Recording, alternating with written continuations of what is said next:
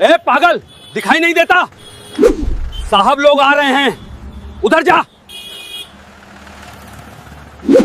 तुम्हें पता है ये कौन है? जिस आदमी को तुम लोग पागल कह रहे हो, पत्थर मार रहे हो, जानते हो ये कौन है? नमस्कार दोस्तों, आज मैं आपके लिए एक ऐसी कहानी लेकर आया हूं जो न सिर्फ आपकी आंखों को नम कर देगी बल्कि आपके रोंगटे खड़े कर देगी। यह कहानी उस गुमनाम नायक की है जिसे दुनिया पागल समझकर पत्थर मारती रही, लेकिन जिसके सीने पर सजे मेडल और शरीर पर लगे घाव इस देश की सुरक्षा की गवाही दे रहे थे। सोचिए, जिस तिरंगे को हम और आप साल में 2 बार लहराकर भूल जाते हैं, उस तिरंगे की रक्षा के लिए एक इंसान अपना मानसिक संतुलन खो बैठा। आज की घटना इंसानियत और देशभक्ति की एक ऐसी मिसाल है जिसे सुनकर आपका सीना गर्व से चौड़ा हो जाएगा। तो चलिए शुरू करते। कंपा देने वाली दास्तान। दोपहर के 2 बज रहे थे और उत्तर भारत के एक छोटे से शहर का मुख्य चौराहा यानी घंटाघर चौक पूरी तरह से तप रहा था। मई की गर्मी थी और लू के थपेड़े चल रहे थे। सड़क पर डामर पिघलने को तैयार था। इसी भीड़ भाड़ वाले चौराहे के एक कोने में कूड़े के ढेर के पास एक अजीब सा आदमी बैठा था। उसके बाल झटाओं की तरह उलझे हुए थे और मिट्टी से सने थे। दाढ़ी बढ़ी हुई थी जिसमें शायद कई महीनों से कंघी नहीं हुई थी। उसके बदन पर कपड़ों के नाम पर चिथड़े लटके थे जो शायद उसने किसी कूड़ेदान से उठाए होंगे। वह आदमी अपनी ही धुन में कुछ बड़बड़ा रहा था। आने जाने वाले लोग उसे हिकारत भरी नजरों से देखते। कोई उसे पागल कहता तो कोई गंदा भिखारी। चौराहे पर एक फलों की दुकान थी जिसका मालिक सोहनलाल बहुत ही गुस्सैल था। वह पागल आदमी सोहनलाल की दुकान के पास पड़े एक सड़े हुए केले को उठाने के लिए बड़ा। भूख इंसान को जानवर बना देती है और वह तो फिर भी मानसी का रूप से बीमार था।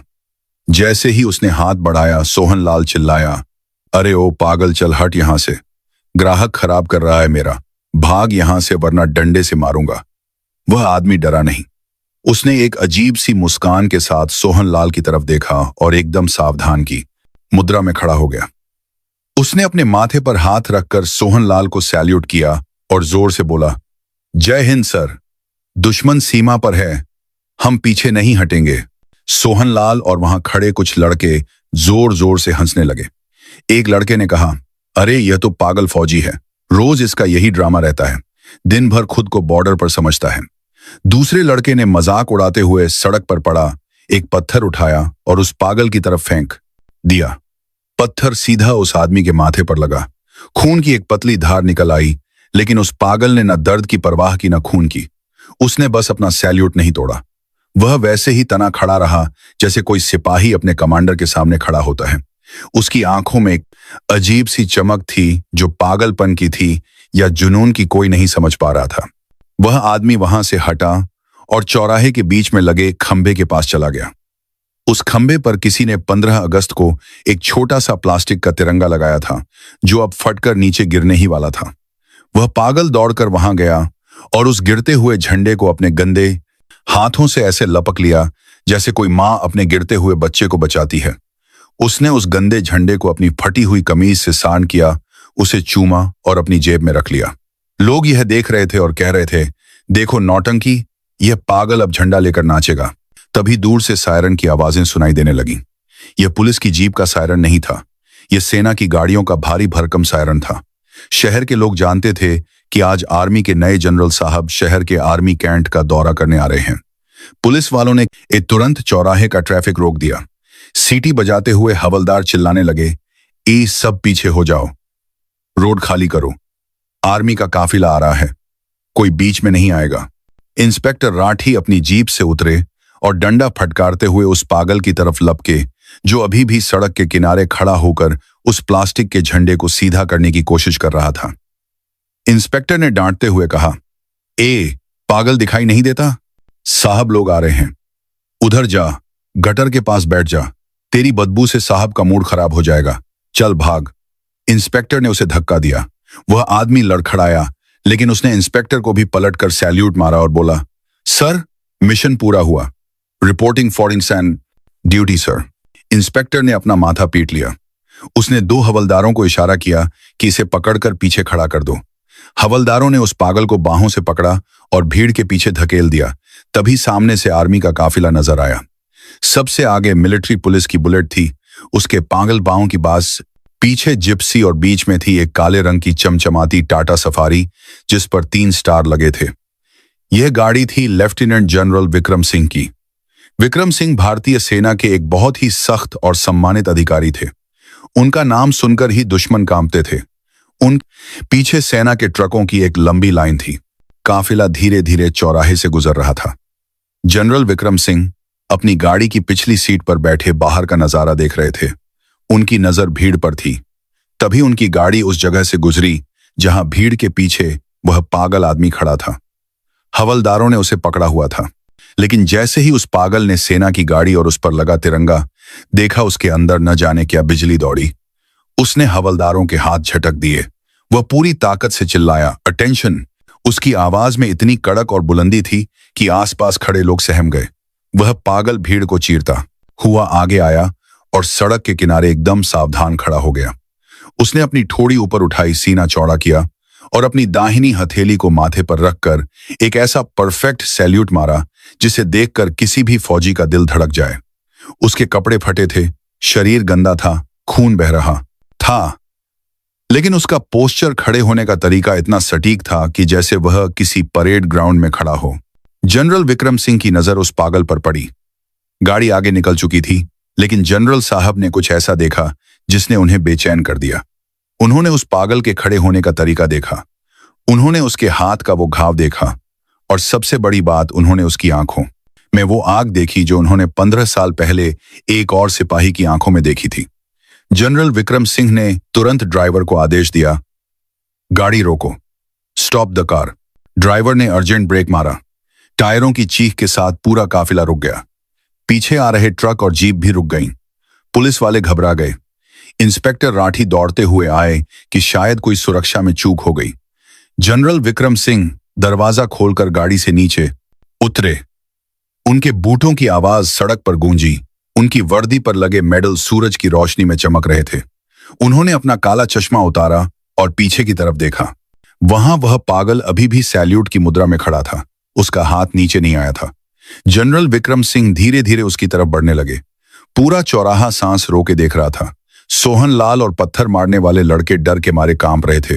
उन्हें लगा कि जनरल साहब अब इस पागल को मरवाएंगे क्योंकि इसने रास्ता रोका है। इंस्पेक्टर राठी बीच में आए और बोले, सर, आई एम सॉरी, यह यहां का पागल है, दिमाग से पैदल है, मैं अभी इसे हटवाता हूं। सिपाही ले जाओ इसे। जनरल विक्रम सिंह ने हाथ के इशारे से इंस्पेक्टर को चुप रहने को कहा। उनकी नजरें सिर्फ उस पागल पर टिकी थीं। जनरल साहब उस गंदे और बदबूदार आदमी के बिल्कुल करीब जाकर खड़े हो गए। वह आदमी अभी भी सैल्यूट किए हुए था। उसकी नजरें सामने टिकी थीं, पलक भी नहीं झपक रही थी। जनरल विक्रम सिंह ने कांपती हुई आवाज में पूछा, मेजर, मेजर रणवीर? यह नाम सुनते ही उस पागल के शरीर में एक सिहरन हुई। उसका हाथ धीरे धीरे नीचे आया। उसने अपनी धुंधली आंखों से सामने खड़े वर्दी वाले को देखा। यादों के बादल छंटने लगे। उसने धीरे से कहा, कोड नेम तूहान, मिशन लाहौर। जनरल विक्रम सिंह की आंखों से आंसू छलक पड़े। यह देश के आर्मी चीफ थे जो कभी नहीं रोते थे, लेकिन आज सड़क के बीचों बीच उनकी आंखों से गंगा जमुना बह रही थी। वह आगे बढ़े और उस गंदे पागल को अपने सीने से लगा लिया, कसकर, इतना कसकर जैसे कोई खोई हुई दौलत मिल गई हो। जनरल साहब का बेदाग यूनिफॉर्म उस पागल की गंदगी और खून से सन गया, लेकिन उन्हें कोई परवाह नहीं थी। जनरल साहब रोते हुए बोले, रणवीर, तुम जिंदा हो, मेरे शेर, तुम जिंदा हो। हमने तो मान लिया था कि तुम शहीद हो गए। 15 साल कहां थे तुम? भीड़ सन्न थी। पुलिस वाले बुत बने खड़े थे। किसी को समझ नहीं आ रहा था कि एक पागल को जनरल साहब सर और शेर क्यों कह रहे हैं। जनरल साहब ने उस पागल का चेहरा अपने हाथों में लिया। वह आदमी बच्चों की तरह जनरल को देख रहा था। उसने टूटी फूटी आवाज में कहा, सर, वो लोग बहुत मारते थे, नाखून निकाल लिए सर, पर मैंने अपना नाम नहीं बताया, मैंने देश का राज नहीं बताया सर। मैं पास हो गया ना सर। यह सुनकर वहां खड़े हर शख्स का कलेजा मुंह को आ गया। जनरल विक्रम सिंह ने पलटकर भीड़ और पुलिस वालों की तरफ देखा। उनका चेहरा गुस्से से लाल था। वह दहाड़े तुम्हें पता है यह कौन है? जिस आदमी को तुम लोग पागल कह रहे हो, पत्थर मार रहे हो, जानते हो यह कौन है? सन्नाटा छाया रहा। जनरल साहब ने चिल्लाकर कहा, यह भारतीय सेना के पैरा स्पेशल फोर्सेस के मेजर रणवीर सिंह राठौर हैं।